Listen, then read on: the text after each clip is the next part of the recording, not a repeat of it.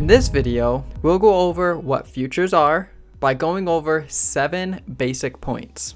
First, there are 6 sectors in futures: equities, interest rates, foreign exchange, energy, metals, and agriculture. You should already know about some of the equities. These are ones like ES, or the S&P 500, and NQ, or the NASDAQ. Here is a list of the most popular futures in each sector.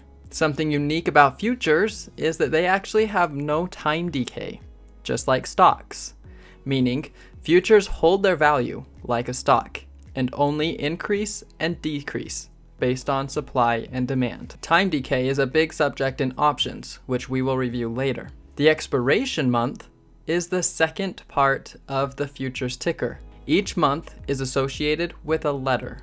Here is a list of the letters associated with the months. The third part of a futures ticker is the year, and this is represented either with 1 number or 2 numbers or the full year, just at the end of the ticker. It depends on the broker. Each one shows them slightly different. Also, some brokers require a backslash before the ticker, like Thinkorswim, and others won't, like TradeStation. Most brokers will autofill the month and year of the ticker to what's called the active month.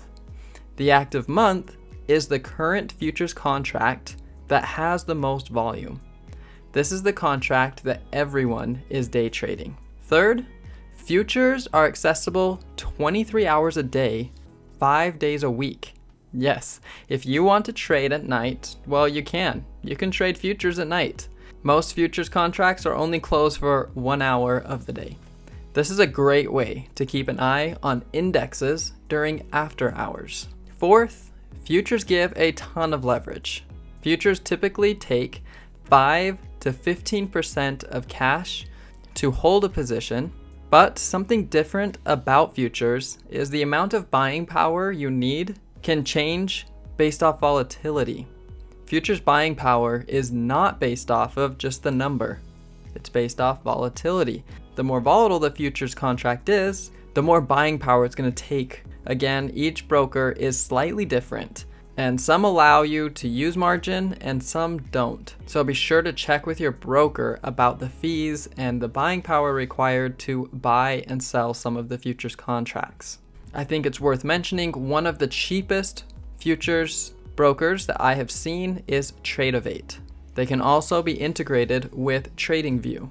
Maybe that's something you can check out. Fifth, futures move by ticks, not by dollars and cents like stocks. Each futures ticker moves a little differently, and each tick is different with each futures ticker. There is a minimum move tick associated with each ticker. Here's a chart of some of the most popular traded futures with their dollar amount per tick. Of course, you can use the futures calculator on the Trader Creator Pro website to help you calculate the movement and make a plan on how you're going to trade and position size with futures. We also show the ticker and its dollar amount in the bottom right-hand corner. For example, a full contract of ES has a minimum move of 0.25 per tick, and each tick is equivalent to $12.50. So if you catch a 1-point move, that would be 4 ticks, because 0.25 times 4 is 1. This would make it so you would make $50, because you would take $12.50 times 4.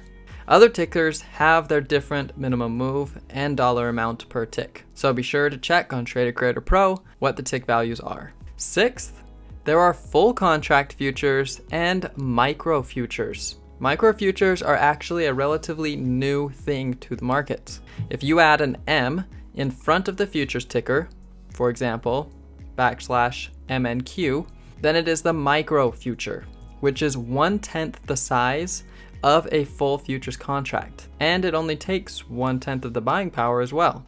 So this is a great option for small accounts. So let's go back to the ES example. If you were to do MES, then each contract would be $1.25 per tick rather than $12.50 per tick. But the minimum move tick stays the same.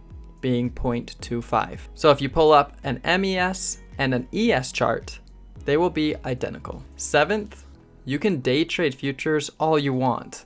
The PDT rule does not apply at all to the futures world.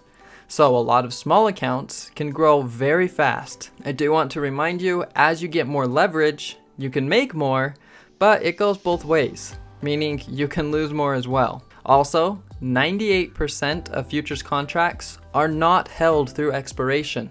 That means that the majority of the volume in futures are speculators, either being retail traders like us or institutions like big banks and other institutions trading large position sizes. So because of that, they are very, very liquid.